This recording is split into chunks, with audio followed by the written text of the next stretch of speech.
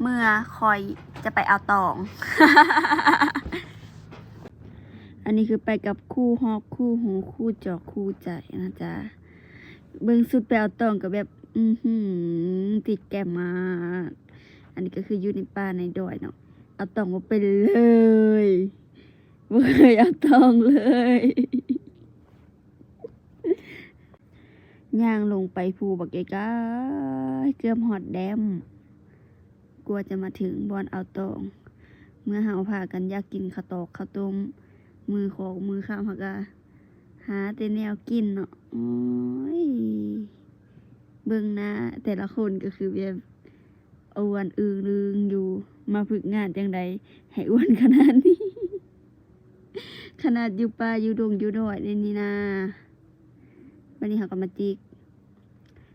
เป็นต้นๆแล้วเขาก็จึงเอาไปต้มเนาะ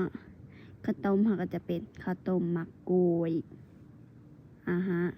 ใส่หมักกล้วยน้ำตาลเกลือจบเสียบสุด